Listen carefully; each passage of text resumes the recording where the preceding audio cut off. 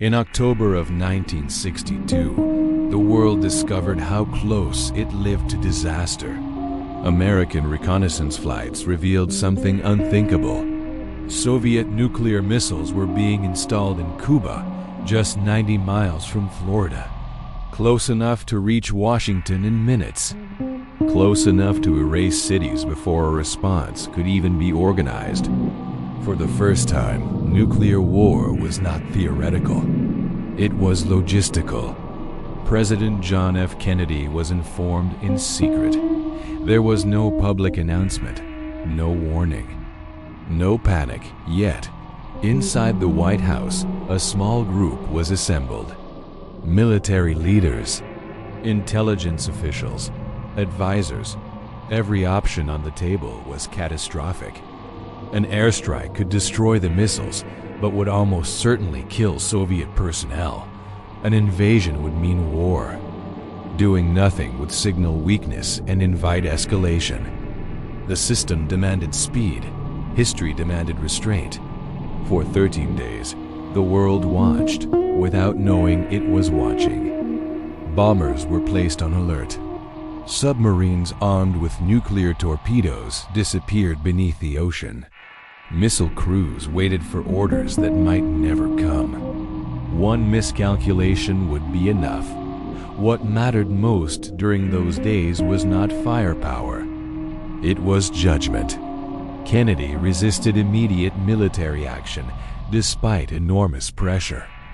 He chose a naval blockade instead, a move designed to slow events down, to create time, to create space for thought. Behind the scenes, communication was fragile and imperfect. Messages were delayed. Interpretations differed. At one point, a Soviet submarine commander nearly launched a nuclear torpedo, believing war had already begun. It was stopped by another officer who insisted on confirmation.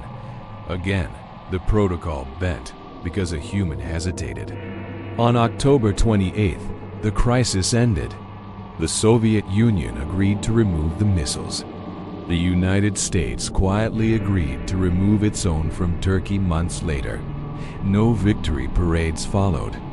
No declarations of triumph. What remained was a realization. Nuclear war had almost begun not because leaders wanted it, but because systems, weapons, and timelines pushed toward it. The danger was not madness, it was momentum. The Cuban Missile Crisis changed how America approached power. Direct communication lines were established. Arms control discussions began. Leaders learned that speed was not always strength. The lesson was simple and hard-earned. The most important decisions are the ones delayed long enough to be understood. Today, the systems are faster. The weapons are more precise. The timelines are shorter, but the principle remains. When technology accelerates toward catastrophe, leadership is measured by the ability to slow it down. To ask one more question, to wait one more moment.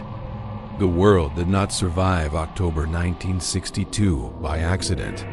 It survived because restraint was chosen over reaction. The system was powerful. The pause was human. This is the silent protocol.